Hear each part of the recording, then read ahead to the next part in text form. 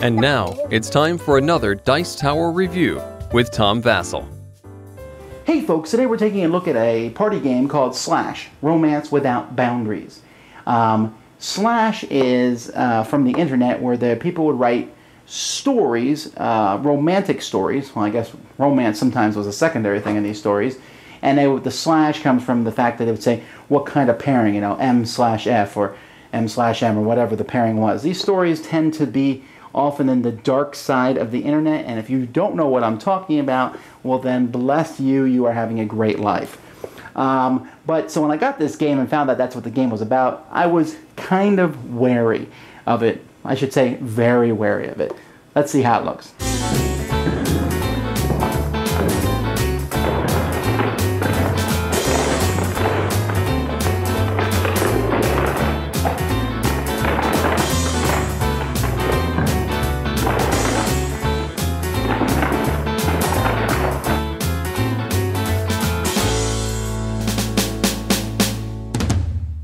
The game comes with a giant stack of cards, and obviously inspired by Cards Against Humanity and Apples to Apples. These cards simply have on them, each card has the name of the person and a description of that person, like this is Danger Mouse and where they're from, and well, he's from Danger Mouse, whether they're male or female, and then British Super Spy Mouse, and how many points each of these people are worth. Each person's going to start with 10 cards. And on their turn, if you're going to play the casual fling thing, they'll put someone in the middle. So maybe they put Danger Mouse here in the middle. And then each person's going to play a card face down, and these cards are going to be all mixed up, and then you're going to pick which of these people is the best match for Danger Mouse. So let's say, for example, that the cards played were Claudia Jean C.J. Gregg, and from the West Wing, Queen Elizabeth I from, well, history, Murphy Brown from the TV show Murphy Brown, Bella Swan from Twilight, Mannequin from Mannequin, Job Bluth from Arrested Development, and the Goblin King from Labyrinth. So which one of these would go best with Danger Mouse? And that person simply picks one, so maybe they say Danger Mouse would work well with Mannequin, okay? And then they could explain why, whatever, that's casual.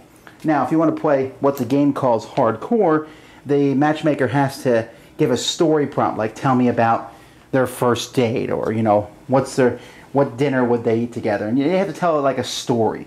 And so players have to do stories. When you pick the winning character, that's called the one true pairing, and they get both cards, and those cards are going to give you the points on them. So, for example, Danger Mouse and the Mannequin are worth a total of 5 points on them. And so then I get 5 points. And you play to get 20 points. First person to get 20 points is the winner. You can do more with the game.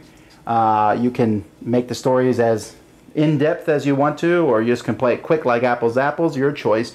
You can change the point totals. The game even comes with different names, cards that are blank, where you can write your own names in if you like. Now I'll be honest, this game has made me laugh at the cards and the pairings that they come up with. In fact, we even did a short-lived quiz segment on our show, the Dice Tower, where I would randomly match up pairs and have people pick which one they thought was the best. And there is some humor to that. That being said, that's basically just Apples to Apples or Cards Against Humanity with matching up romantic pairings. You can get more involved into the romantic stories, and that's something I have absolutely zero interest in.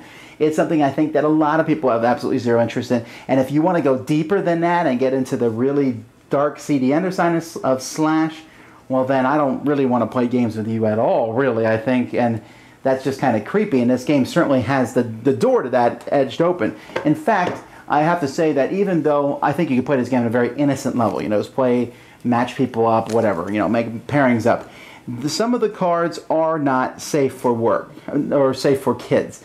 I certainly wouldn't play this with kids. I mean, on the outset, it's not that big of a deal, but there are a few of the descriptions on the cards which I thought were kind of pushing the limits in that regard.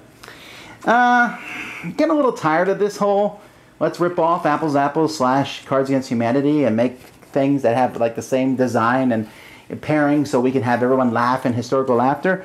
I mean, don't get me wrong, there's some funniness to this, but it's kind of a tired thing at this point in time. Sure, I got some humor out of the cards matchup, and I made a kind of a quiz show on the Dice Tower, but I wouldn't recommend this as a party game. I think it doesn't inspire a lot of creativity, and the creativity it does inspire is creativity that I'm really not that interested in. I really don't want to hear about the exploits of Rosie the Riveter and Commander Shepard, or Cheetara and Dread Pirate Roberts, although Dread Pirate Roberts does make almost anything better. But I don't know. It seems like it's coming on to the, ooh, we can do this too, let's take romance.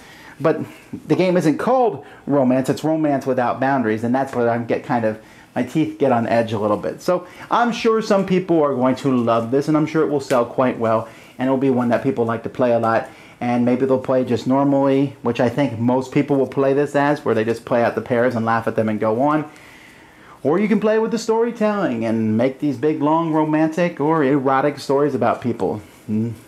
Yay for you. So, do I recommend this? No, but at the same time, I know there's a subset of folks out there who I just watched this video and said, that sounds really fun. Well, then go get it and have a good time. For me, no. Thanks so much for watching the Dice Tower videos. Find more great videos and reviews, as well as our top-rated audio podcast at Dicetower.com. You can also find other great shows at DicetowerNetwork.com. I'm Eric Summerer, and you've been watching The Dice Tower. The Dice Tower is sponsored by Cool Stuff Inc., where you can find great games for great prices. Cool stuff in stock. Check them out at CoolStuffInc.com. Shut the door. There.